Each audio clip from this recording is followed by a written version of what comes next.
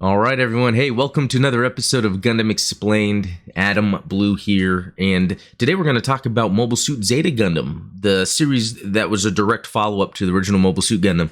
And today we're actually going to be talking about the first episode, The Black Gundam.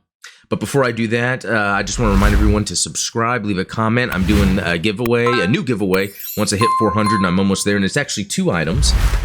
So there's going to be 2 winners. One is this G-Frame EP01 FB from Stardust Memory, which actually takes place directly before what we're going to be watching right now. And next up is the Iron-Blooded Orphans high-grade Barbados Lupus Rex. I haven't watched this. This is not Universal Century, but there were many that called for some non-UC stuff. So yeah, here's a chance to win something else. So yeah, be sure to subscribe. Let's get to it.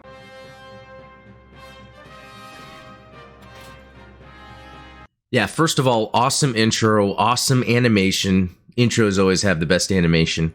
But what's also interesting is the song used for the American broadcast, the American dub, what's also in the Blu-ray is a different song, but it's still a good song. It has kind of Star Wars-like qualities to it.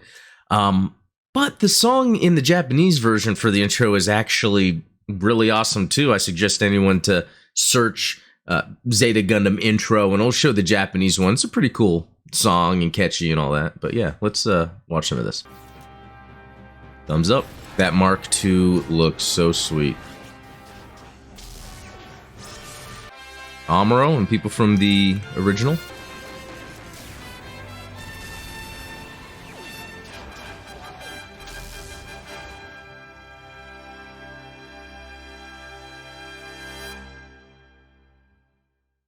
I kind of like this way they do the animation here. It's even in Unicorn, where, you know, the camera pans around in space. We have Char, known as Quattro Bagina. Was that a spoiler? I don't know. And he's in the Rick Diaz. Yeah, and those team members, they play a significant role later on, but it's Apolly and Roberto. And that music slaps, by the way. I love the Zeta Gundam soundtrack, and that's a good one.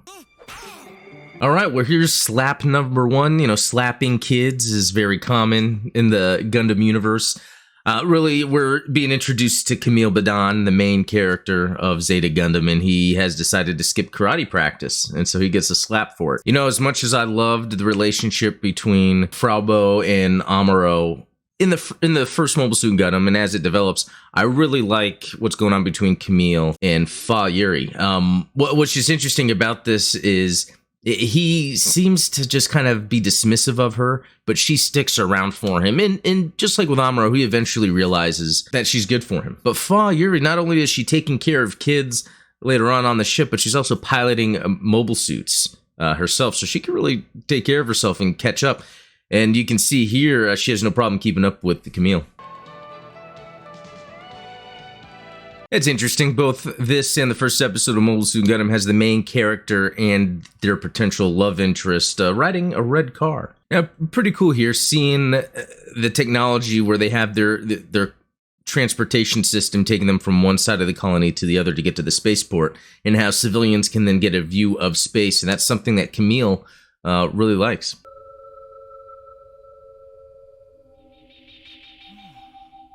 And here we see Quattro Bagina, where the audience hasn't really been told that it is Char, but he is sensing Camille. Camille is sensing something. So this is where the new type abilities are sort of occurring, but it's not being explained directly. This doesn't really take over the main point of the show. You know, interesting what Quattro is saying. Could it be Amuro Ray or is it Lala Soon? And that is direct reference to the original Mobile Suit Gundam. At the end, Char loses Lala Soon. It was a big deal to him. Interesting that he first thinks it could be Amuro Ray or Lala Soon. So it's just this new typeness that we're seeing how the characters are, you know, sensing it. And especially what's interesting is that this is, you know, Quattro. Even Apolly calls him Lieutenant Quattro at the beginning.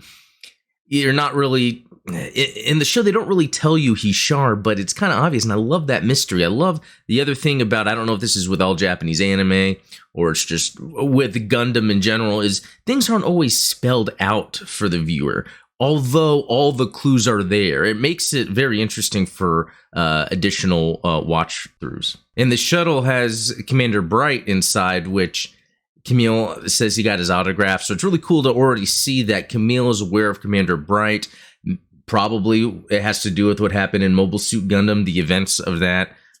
So it just makes a cool connection between the characters when they do eventually meet. Interesting how the characters are confirming they think Bright is a new type. So it's interesting as Camille sees the Titans and just the way, the look on his face is like he doesn't like them.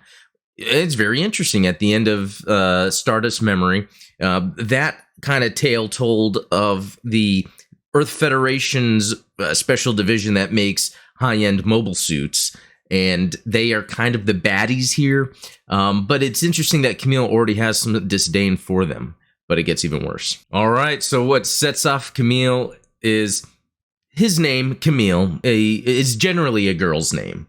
But really, who cares when it comes to names? But just very interesting for this. It kind of really shows the temper he has as an older teenager. He hears a Titan say Camille. Oh, I thought I heard a girl's name. They seem like they're far enough apart where he wouldn't hear that, but maybe his new typeness sensed that Jared was directing what he was saying toward Camille. He hears it, and then let's see what happens. One thing to take note of when he punches Jared and they kind of go flying in those multiple directions. If you're a new viewer to Gundam, you might not realize sometimes that they are in gravity or they're in areas that don't have gravity, and that's an example of one. Since they're at the spaceport, it's kind of further away from the main colony area. So again, the lifts they were using to travel was also a sign of an area that doesn't have gravity, or should I say there's just a very low concentration of gravity because of where they are. So Lieutenant Quattro is headed to the colony where Camille is at, and he makes mention that it is a potential base of the Titans. And as we'll learn, Quattro is with the AU, the Anti-Earth Union group. Yeah, and really the idea here is they're against, I guess, the weaponization that is currently still occurring with the Earth Federation, despite Zeon, potentially from Mobile Suit Gundam, being, wiped out. Of course, there's remnants of Zeon out there. And as the story progresses in Zeta Gundam, it then gets into Axis Zeon, or kind of the first Neo Zeon. And there's something about that shot with the Rick Diaz landing. It just reminds me of playing like old NES or Genesis games that dealt with mechs who were very inspired by the design of Gundam, I'm sure. Also interesting, again, a callback to the original Mobile Suit Gundam. There's almost like a similar sort of structure of what is occurring, how we have these mobile suits entering the colony to check out what weapons are being developed. And again, that little like piece kind of flying out the door when it opens, same thing from the original Mobile Suit Gundam. All right, yeah, Char actually is, finding the mobile suits. You notice they're a dark color, and there's a reason for that. So yeah, what's interesting about the Mark II, so this is the first time we're seeing a new mobile suit that's almost like the evolution of the original Mobile Suit Gundam. So in Zeta Gundam, they have what they're calling the RX-178. This is the Mark II. And the reason it's the dark colors is because it's actually developed by the Titans. So the Titans took the original Gundam designs, expanded on it for their use, which is more of aggressive kind of military operations. Yeah, Char even calls out the Titan mobile suit for firing the Vulcan cannons inside the colony. And then Char's even saying, doesn't even care about this place, because you have some little dude that's easily able to avoid mobile suit fire. But the Titans are the type that they're willing to do whatever they can to meet their end goal. And of course, the music slaps.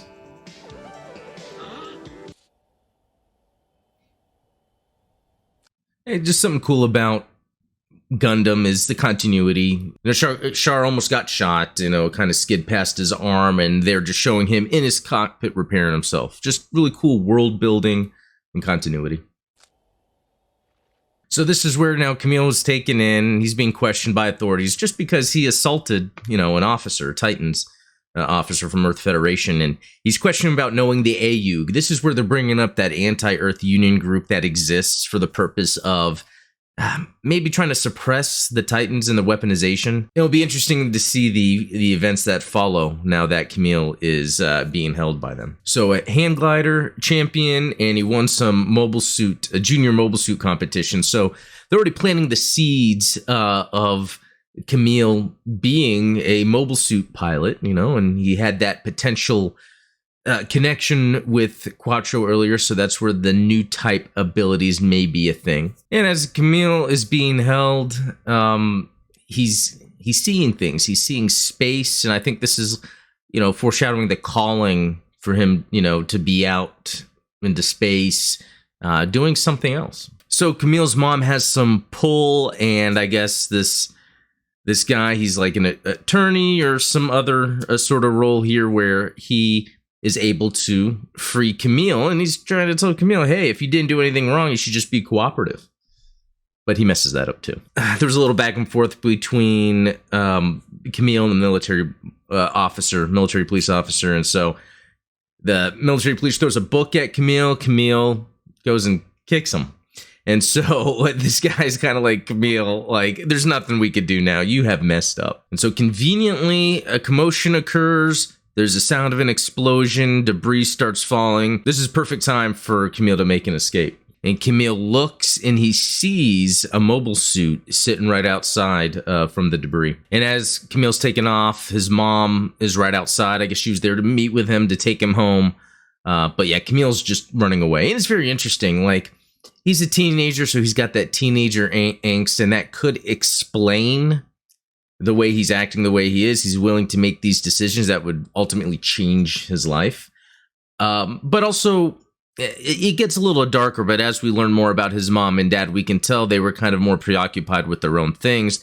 That could have led to Camille acting out in the way he does. Yeah, he sees a military police car available for snatching, and he takes it to run off. And funny, we see right before Camille takes off, we see Commander Bright kind of pull up in the vehicle next to him. Yeah, so we're going to get the answers here shortly, but a mobile suit fell into a building.